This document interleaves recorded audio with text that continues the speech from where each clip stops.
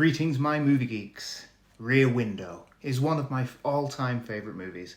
It is my favourite Alfred Hitchcock film, with a close second being Psycho and Vertigo. I know that doesn't make sense, but there we have it. It's one I watch on occasion, but never seem to get bored of. Disregarding his many other thrillers, Rear Window is set out to give the feel that the audience is watching a play, utilising a perfect core cast of characters all interacting on a single set that we don't venture away from.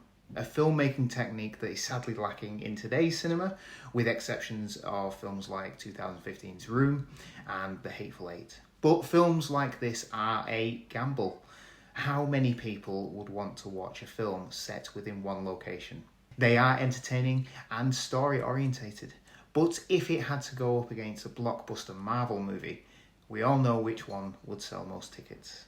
Having said that, these stories have evolved into being utilised by the television industry. Hate bottle episodes. Their wall-to-wall facial expression and emotional nuance. Sometimes being a necessity for saving funds and producing a cheaper episode than most weeks. Look to our TV shows like Doctor Who for the ship in a bottle and the Base Under Siege that uses the singular set extremely well.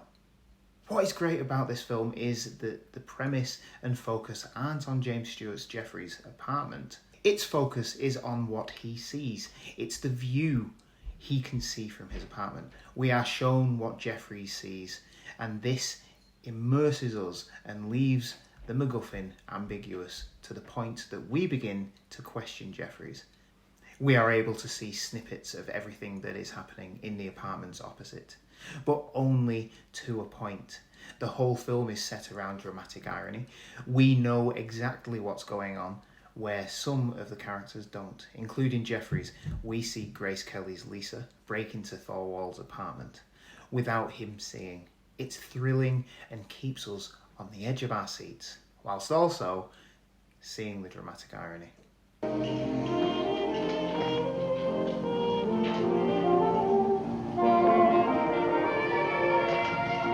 Precinct 6, Sergeant Allgood. Hello. Look, a man is assaulting a woman at 125 West 9th Street, second floor, at the rear. Now, make it...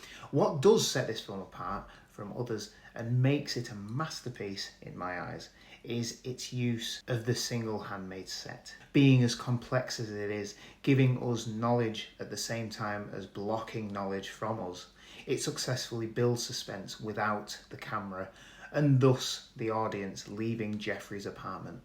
Sadly, today's thrillers are unable to replicate this. For me, Rear Window is the natural evolution of filmmaking that we saw in Rope. Again, it's a film set around dramatic irony. We know there is a body in the box, but the partygoers are all unaware, even eating food from off the box. It lends itself to some wonderful black humour, and this pushes us to want the killers, Philip and Brandon, to be found out. Spoilers for Rope. But where Hitchcock felt that was a failure, I feel Rear Window succeeds in the same thriller storytelling, allowing the audience to see what we need and keeping us from what we don't need. Giving us an opening scene that shows us Jeffrey's backstory, all from the photographs and news articles dotted around the apartment. It's a masterclass of building the world and story without leaving this enclosed area. We actually see the courtyard and outer set before we're introduced to the main character. A couple sleeping on the fire escape to show how hot it is. Miss Torso, who is the feminine and a great example of the male view. She is excellently shot to give us a clear view of the voyeurism that is going on and will go on in this film. Her first scene, dropping her bra and bending over for us just when the camera stops on her. Then we are introduced to Jeffries, a man sleeping, covered in sweat, and who is introduced with a leg in plaster and his full name written, or you could say plastered, for all to see. We see his broken camera, the photograph he took when he broke his camera and his leg, and then several other photos that show who he is and who he loves. And you can't get any better than that.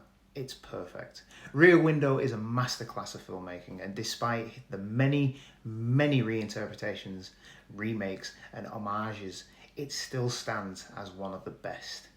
Take The Murder, for example. In comparison to Psycho, which was 6 years after this, we have no blood. The murder happens out of sight, behind drawn blinds. The scream is completely unnoticed in the New York night. As the heat wave breaks and the rain falls, Thorwald is seen in and out of his apartment carrying his silver salesman suitcase.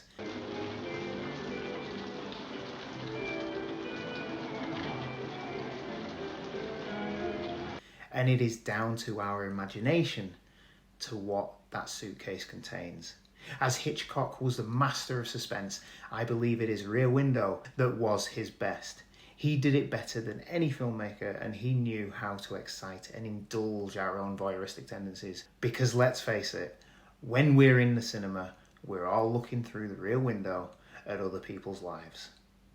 I'm Nate, the Ultimate Movie Geek, and I will be doing more long-form videos from now on. And hopefully before the year is out, I will be in my new studio. So watch this space. This space. Thank you for watching, and I will see you soon.